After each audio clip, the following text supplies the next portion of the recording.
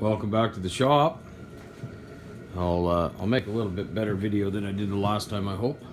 Anyway, 15-gallon pump, 16-gallon pump, 15 horse motor should give me the flow I need to run the accumulator. Or no, sorry, the slicer. The slicer, yeah. It's electric start, so we're going to build a mount for the battery. And this whole thing, for right now, until I figure out if it's the right thing or not, is going to sit on this trailer. Now this is a Gorilla trailer by Gorilla Carts. I picked this up at our local Princess Auto Parts, which would equate to Northern Tools, I guess. Or I hope. Anyway, we're just throwing that together. It's pretty simple. All you need really is a knife, a pair of pliers, a couple of Ukrainian socket sets. Now you can call them whatever you want, but that's what we call them. It's a thumb wrench, an adjustable wrench, a crescent wrench, but these ones aren't crescent wrenches because they're not made by Crescent. Matrix. This is a pretty good one. Bought that at PB Mart, of course. We're putting a Polaris factory battery in to start this motor, and the valving and everything else is coming along. So let's go outside, show you where we're at and what we have. Gorgeous day here this morning in central Alberta, minus 17 degrees, which was funny because in a conversation I had this morning with friends south of the border, way down south, it was a lot colder there than it is here. So in the temporary situation that we have, the temporary setup that we have, we've got the 4610 running the baler. So now everything's set on swamp mats. They're just wooden mats that we picked up. So there's the 5070, the Holscher accumulator. That's a 100 or 1000 model. So the 4610 is running that. Right now, we've got the 140 Pro on the slicer. You can see the mess that I didn't clean up. So anyway, it's not even actually pinned on. So we got to do a few things. We got to make some flashing for on the slicer. Yeah, gonna make some flashing, and then we've been playing with the settings on the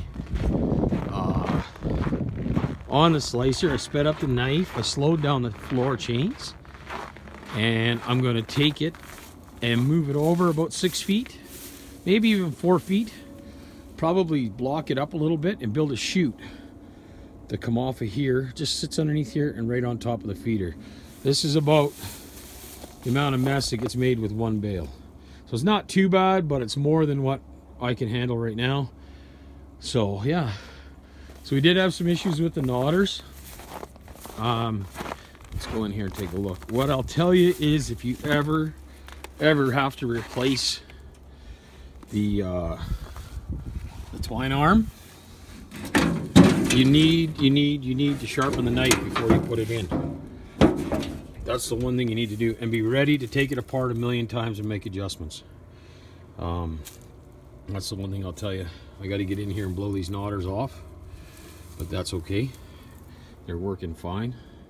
Really just playing with the bale adjustment as far as length goes to get the weight right. Yeah, so we baled up some straw. First bales came out at like 22 or 23 inches, which, who knows, that might be the right size. But still haven't got the Holscher working just right yet, and we'll have to build a chute off the back of it. Some really great ideas on a Rebaling Facebook page that I've joined. Guys are just awesome on there to answer questions and stuff. As you can see, we're gonna have to do something about how this is sitting, probably build a jack for it. I don't know that it needs to sit up on that swamp mat, but for now it is. It just makes things easier to clean up. Yeah, so I'm not gonna have it running today, I don't think. Well, I might a little later on, and if I do, I'll take some videos of it. Just gonna pull the super slicer out because it needs to be, that area needs to be cleaned up, and maybe we'll just make a few bales out of whatever comes out of there.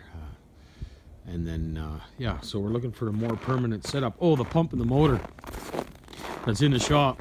I'm going to build a shack so that the operator, and have a heater in it so the operator's comfortable, but it's going to sit somewhere about here so that you can watch what's going on, feed the baler, and watch the holster as well, the accumulator. So yeah, but that's what we're up to today. I'll probably, actually, you know what I'll do? I'm gonna upload this video at lunch, when I go in for lunch, and then if we get this everything running this afternoon, we'll make another video, just to keep things going. But yeah, that one's my fault because it got pushed up against one of these switches. But yeah, there's the mess we made. I don't know if you can tell how big that is, but there's the mess we made trying to get started. So I'd like to thank my buddy Dwayne from Duralta Farms for coming over and helping me with this knotter. Without him, I would not have figured this out on my own. I am not familiar with square balers, so thanks, Dwayne. And I will make a big thank you video for everybody that's helped out with this up until this point here shortly. So yeah, I hope everybody's having a great day, and we're blasted the sunshine that we're having. Believe it or not, it's warmer here than it is in Clayton, New Mexico.